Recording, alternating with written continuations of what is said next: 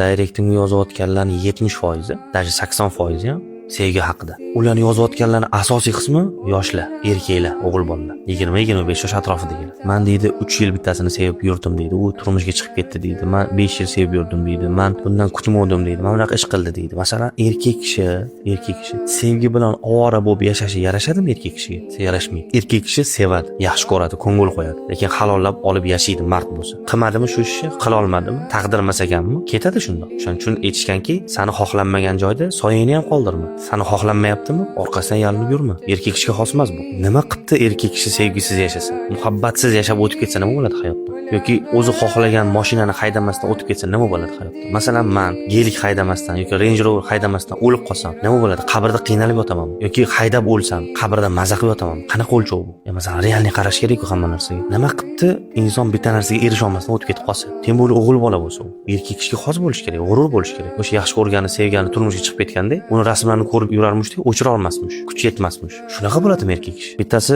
aytayaptiki, men deydi, sevganim turmushga chiqib ketgan, rasmlarni o'chira olmayman deydi. Keyin aytdimki, sani dedim, ertaga uylanganingda xotiningni boshqasi xayolida o'ynab yursa, xayolida har balo qilib yursa, rozimisan desam, nima duosiz deydi. Bo'lmasam baraka topar, erkak bo'lmaysanmi? Buni ham bitta erkak olgan, halol qilib olgan. Sen ham erkak bo'lgin. Xullas, bu narsa erkak kishiga yarashmaydi. Bu narsa shunaqaki, men misol qilaman. Toshkentdan Samarqandga yo'lga chiqdingiz, yo'lda ovqatlanishga kirdingiz. Ovqatingiz yaxshi bo'lmaganligi uchun siqilib qolib ketdingiz o'sha yerda. To'g'rimi shu? Kulgili-a? Inson maqsadi sari yurayotganda yo'l-yo'liki ishlar bor. Shu o'xshamay qolsa hech narsa qilmaydi. Bu maqsaddan chalg'itmaslik kerak inson. Xuddi sevgi, muhabbat, oila, mayda-chuyda muammolar bilan turib qolish o'rnida. Mana shunga o'xshaydi. Inson hamma narsadan kecha olish kerak. Inson doim yolg'iz qolishga tayyor turish kerak. Mana bu haqiqiy erkak kishiga, aqlan sog'lom bo'lgan odamga yarashadigan ish.